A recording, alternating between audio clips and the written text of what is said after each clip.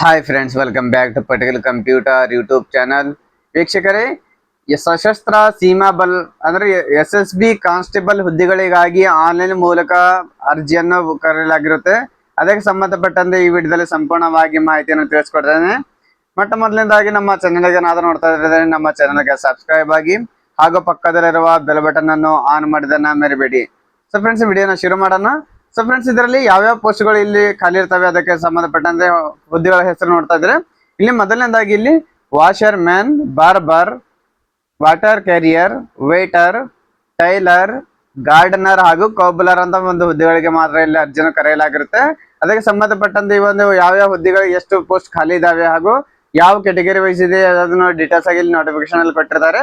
ಅದಕ್ಕೆ ನಿಮಗೆ total post ಎಷ್ಟಿದೆ ತಿಳಿಸ್ಕೊಡ್ತೇನೆ.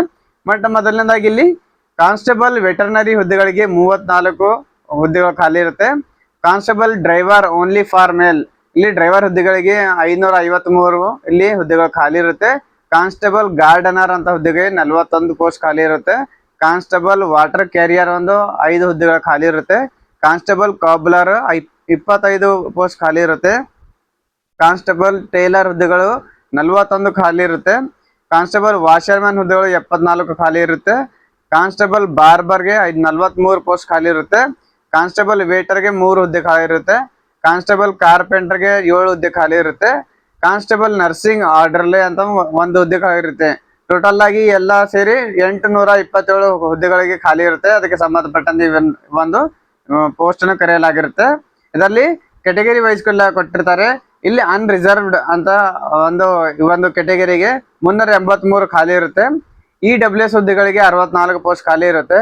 OBC ಕೆಟಗರಿಗೆ 191 ಹುದ್ದೆಗಳು ಖಾಲಿ ಇರುತ್ತೆ. SC ಗೆ 128, ST ಗೆ 61 ಹುದ್ದೆಗಳು ಎಲ್ಲ ಸೇರಿ 827 ಪೋಸ್ಟ್ ಅನ್ನು ಖಾಲಿ ಇರುತ್ತೆ. ಸೊ ಅದಕ್ಕೆ ಸಂಬಂಧಪಟ್ಟಂತೆ ಇಲ್ಲಿ 10% ವೇಕೆನ್ಸಿ ಇಲ್ಲಿ ಎಕ್ಸ್ ಸರ್ವಿಸ್ ಮೆನ್ ಯಾರು ಇರ್ತಾರೆ ಅಂತವರಿಗೆ ಇಲ್ಲಿ 10% ವೇಕೆನ್ಸಿಗಳು ಇಲ್ಲಿ ಕೊಟ್ಟಿರ್ತಾರೆ. ಅದೇ ರೀತಿಯಾಗಿ ಇಲ್ಲಿ ಆನ್ಲೈನ್ ಈ ಒಂದು application received through any other mode except ಅಂದ್ರೆ ಯಾವುದೇ ರೀತಿಯಾಗಿ ಆಫ್ಲೈನ್ ಮೂಲಕ ಅಥವಾ ಬೇರೆ ರೀತಿಯಲ್ಲಿ ಯಾವುದೋ ಇಲ್ಲ ಒಂದು ಅರ್ಜಿಯನ್ನು ಕರೆಯಲಾಗಿರೋದಿಲ್ಲ. ಓನ್ಲಿ ಆನ್ಲೈನ್ ಮೂಲಕ ಒಂದು ಅರ್ಜಿಯನ್ನು ಸಲ್ಲಿಕೆ ಮಾಡಬೇಕು. ಅದೇ ರೀತಿಯಾಗಿ ಫ್ರೆಂಡ್ಸ್, ಇಲ್ಲಿ ಪೇ ಸ್ಕೇಲ್ ಅನ್ನು ಕೊಟ್ಟಿರ್ತಾರೆ. ಎಷ್ಟು ಮಂತ್ಲಿ ಪೇಮೆಂಟ್ ಇದೆ ಅದನ್ನು ನೋಡ್ಬೇಕಾದ್ರೆ ಎಲ್ಲ ಕಾನ್ಸ್ಟೇಬಲ್ ಈ ಒಂದು ಹುದ್ದೆಗಳಿಗೆ ಬೇಸಿಕ್ ಪೇಮೆಂಟ್ ಏನಿದೆ ಲೆವೆಲ್ 3 ಪೇಮೆಂಟ್ ಅಲ್ಲಿ 21,700 ರೂಪಾಯಿಂದ 69,100 ರೂಪಾಯಿವರೆಗೆ ಇಲ್ಲಿ ಮಾಸಿಕ ವೇತನ ನೀಡಲಾಗುತ್ತೆ.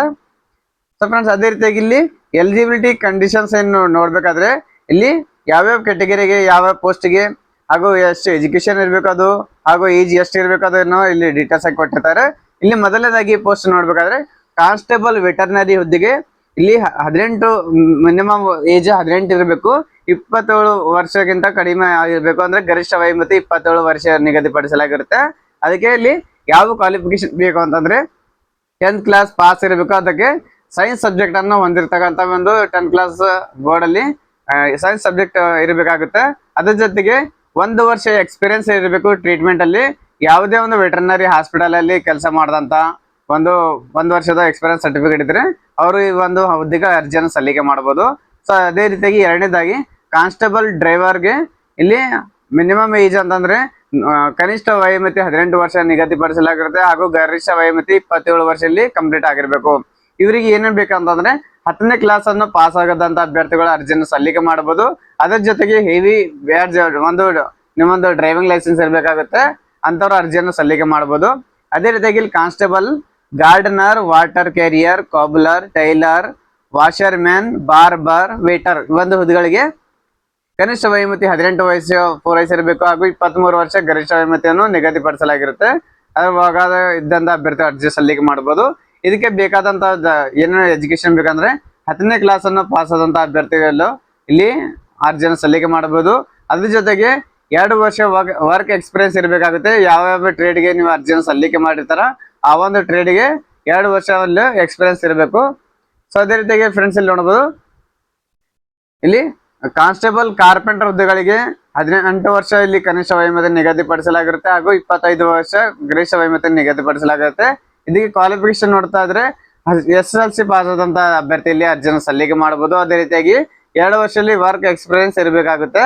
ಅದೇ ರೀತಿಯಾಗಿ 1 ವರ್ಷ ಸರ್ಟಿಫಿಕೇಟ್ ಕೋರ್ಸ್ ಅಲ್ಲಿ ಇಂಡಸ್ಟ್ರಿಯಲ್ ಟ್ರೈನಿಂಗ್ ಇನ್ಸ್ಟಿಟ್ಯೂಟ್ ಅಂದ್ರೆ ITI ಮುಖಾಂತರ ಇಲ್ಲಿ ಪಾಸ್ ಆದಂತ ಅಭ್ಯರ್ಥಿ ಇದ್ರೆ ಅದರಲ್ಲಿ ಕಾರ್ಪೆಂಟರ್ ಯಾರಾದ್ರು ಟ್ರೇಡ್ ತಗೊಂಡಿರ್ತಾರೆ ಅವರಿಗೆ ಇಲ್ಲಿ ಇಂಡಸ್ಟ್ರಿಯಲ್ ಟ್ರೈನಿಂಗ್ ಅಲ್ಲಿಂದ 1 ವರ್ಷದ ಮಿನಿಮಮ್ ಕೋರ್ಸ್ ಅನ್ನು ಕಲ್ತಕ್ಕಂತ ಸರ್ಟಿಫಿಕೇಟ್ ಅನ್ನು ಇರಬೇಕಾಗುತ್ತೆ. ಅಂತವ್ರು ಕೂಡ ಇಲ್ಲಿ ಅರ್ಜಿಯನ್ನು ಸಲ್ಲಿಕೆ ಮಾಡಬಹುದು. ಸೊ ಅದೇ ರೀತಿಯಾಗಿ ಇಲ್ಲಿ ಕಾನ್ಸ್ಟೇಬಲ್ ನರ್ಸಿಂಗ್ ಆರ್ಡರ್ಲಿ ಅಂತ ಒಂದು ಹುದ್ದೆಗಳಿಗೆ ಕನಿಷ್ಠ ವಯೋಮಿತಿ ನೋಡ್ಬೇಕಾದ್ರೆ 18 ವರ್ಷವನ್ನು ಪೂರೈಸಿರಬೇಕು ಹಾಗೂ 27 ವರ್ಷದಲ್ಲಿ ಗರಿಷ್ಠ ವಯೋಮಿತಿಯನ್ನು ನಿಗದಿಪಡಿಸಲಾಗಿರುತ್ತೆ. ಅದಕ್ಕೆ 10th ಕ್ಲಾಸ್ ಅನ್ನು ಪಾಸ್ ಆದಂತ ಅಭ್ಯರ್ಥಿಗಳು ಅರ್ಜಿಯನ್ನು ಸಲ್ಲಿಕೆ ಮಾಡಬಹುದು. ಸೊ ಅದೇ ರೀತಿಯಾಗಿ ಇಲ್ಲಿ ಫಸ್ಟ್ ಇಯರ್ ಸರ್ಟಿಫಿಕೇಟ್ ಕೋರ್ಸ್ ಇರಬೇಕಾಗುತ್ತೆ ಅಥವಾ ಸೆಂಟ್ ಜಾನ್ಸ್ ಆಂಬ್ಯುಲೆನ್ಸ್ ಆರ್ಗನೈಸೇಷನ್ ಅಥವಾ red cross society of India. ಅದ್ರ ಜೊತೆಗೆ ವರ್ಕ್ ಎಕ್ಸ್ಪೀರಿಯನ್ಸ್ ಒಂದು ಮಿನಿಮಮ್ ಆಗಿ 1 ವರ್ಷ ಇಲ್ಲಿ ವರ್ಕಿಂಗ್ ಎಕ್ಸ್ಪೀರಿಯನ್ಸ್ ಇರಬೇಕು. ಅಂತವ್ರು ಇಲ್ಲಿ ನರ್ಸಿಂಗ್ ಹುದ್ದೆಗಳಿಗೆ ಅರ್ಜಿಯನ್ನು ಸಲ್ಲಿಕೆ ಮಾಡಬಹುದು. ಸೊ ಫ್ರೆಂಡ್ಸ್ ಅದೇ ರೀತಿಯಾಗಿ ಇಲ್ಲಿ ಏಜ್ ರಿಲ್ಯಾಕ್ಸೇಷನ್ ಅಲ್ಲಿ ಕೂಡ ಕೊಟ್ಟಿರ್ತಾರೆ. ಯಾವ ಕ್ಯಾಟಗರಿ ಎಷ್ಟಿದೆ ನೋಡ್ಬೇಕಾದ್ರೆ SC/ST ಅಭ್ಯರ್ಥಿಗಳಿಗೆ 5 ವರ್ಷ ಏಜ್ ರಿಲ್ಯಾಕ್ಸೇಷನ್ ಕೊಟ್ಟಿರ್ತಾರೆ. OBC ಅಭ್ಯರ್ಥಿಗಳಿಗೆ 3 ವರ್ಷ, ಎಕ್ಸ್ ಸರ್ವಿಸ್ ಮ್ಯಾನ್ ಅಭ್ಯರ್ಥಿಗಳಿಗೆ 3 ವರ್ಷ. ಅದೇ ರೀತಿಯಾಗಿ departmental candidate central government employee ಇರ್ತಾರೆ ಅವರಿಗೆ 40 ಏಜ್ ಒಳಗಾಗಿ ಅಭ್ಯರ್ಥಿಗಳು ಅರ್ಜಿಯನ್ನು ಸಲ್ಲಿಕೆ ಮಾಡಬಹುದು. ಅದೇ ರೀತಿಯಾಗಿ ಅದರಲ್ಲಿ ಅನ್ರಿಸರ್ವ್ಡ್ ಕ್ಯಾಂಡಿಡೇಟ್ ಇದ್ರೆ 40 ವರ್ಷ. ಅದೇ ರೀತಿಯಾಗಿ OBC ಅಭ್ಯರ್ಥಿಗಳು ಇದ್ರೆ 43 ವರ್ಷ. ಅದೇ ರೀತಿಯಾಗಿ SC/ST ಅಭ್ಯರ್ಥಿ ಇದ್ರೆ 45 ವರ್ಷ ಇದ್ರು ಕೂಡ ಅರ್ಜಿಯನ್ನು ಸಲ್ಲಿಕೆ ಮಾಡಬಹುದು. ಅಂದ್ರೆ ಡಿಪಾರ್ಟ್ಮೆಂಟ್ ಅಲ್ಲಿ ಯಾರು ಕೆಲಸ ಮಾಡ್ತಾರೆ ಅಂತವ್ರು ಕೂಡ ಎಲ್ಲ ಅರ್ಜಿಯನ್ನು ಸಲ್ಲಿಕೆ ಮಾಡಬಹುದು. ಸೊ ಫ್ರೆಂಡ್ಸ್ ಇದಕ್ಕೆ ಸಂಬಂಧಪಟ್ಟಂತೆ ನಿಮಗೆ ಒಂದು ಡಿಸ್ಕ್ರಿಪ್ಷನ್ ಬಾಕ್ಸ್ ಅಲ್ಲಿ ಒಂದು ನೋಟಿಫಿಕೇಶನ್ ಲಿಂಕ್ ಅನ್ನು ಇಲ್ಲಿ ಪ್ರೊವೈಡ್ ಮಾಡ್ತೇನೆ. ಅದ್ರ ಜೊತೆಗೆ ನೀವೇನ್ ಮಾಡ್ಬೇಕಂದ್ರೆ ಅರ್ಜಿಯನ್ನು ಸಲ್ಲಿಕೆ ಕೂಡ ಮಾಡ್ಬೇಕಾದ್ರೆ ಡೈರೆಕ್ಟ್ ಆಗಿ ಒಂದು ವೆಬ್ಸೈಟ್ ವಿಳಾಸ ಅಲ್ಲಿ ಕೊಟ್ಟಿರ್ತೇನೆ. ವೆಬ್ಸೈಟ್ ವಿಳಾಸ ಏನಿದೆ ಅದು ಕೂಡ ಇಲ್ಲಿ ನೋಡ್ಬೇಕಾದ್ರೆ ಇಲ್ಲಿ recruitment.ssb.gov.in ಅಂತ ಒಂದು ವೆಬ್ಸೈಟ್ ವಿಳಾಸ ಇರುತ್ತೆ ಅಥವಾ ssb.gov.in ಅಂತ ಇದೆ. ಈ ಒಂದು ವೆಬ್ಸೈಟ್ ಮೂಲಕ ನೀವು ಅರ್ಜಿಯನ್ನು ಸಲ್ಲಿಕೆ ಮಾಡಬಹುದು. ಅದೇ ರೀತಿಯಾಗಿ ನೀವು ಸಲ್ಲಿಕೆ ಮಾಡೋಸ್ಕರ ಡೈರೆಕ್ಟ್ ಆಗಿ ಲಿಂಕ್ ಅನ್ನು ಬೇಕಾದ್ರೆ ನಿಮ್ಮ ಡಿಸ್ಕ್ರಿಪ್ಷನ್ ಬಾಕ್ಸ್ ಅಲ್ಲಿ ಲಿಂಕ್ ಅನ್ನು ಪ್ರೊವೈಡ್ ಮಾಡಿರ್ತೇನೆ. ಸೊ ಫ್ರೆಂಡ್ಸ್ ನಮ್ಮ ಮಾಹಿತಿಯನ್ನು ಇಷ್ಟ ಆದ್ರೆ ನಮ್ಮ ವಿಡಿಯೋನ ಲೈಕ್ ಮಾಡಿ, ಫ್ರೆಂಡ್ಸ್ ಜೊತೆ ಶೇರ್ ಮಾಡಿ ಹಾಗೂ ಯಾರ್ಯಾರು ಒಂದು SSB ಪೋಸ್ಟ್ ಗೆ ಕಾಯ್ತಾ ಇದ್ರೆ ಪ್ರತಿಯೊಬ್ಬರಿಗೆ ವಿಡಿಯೋನ ಶೇರ್ ಮಾಡಿ. ನಾನು ಮತ್ತೆ ಭೇಟಿ ಆಗ್ತೀನಿ ಮುಂದಿನ ವಿಡಿಯೋ ಜೊತೆಗೆ. ಅಲ್ಲಿವರೆಗೆ ನಮಸ್ಕಾರ, ಧನ್ಯವಾದಗಳು, ಶುಭದಿನ.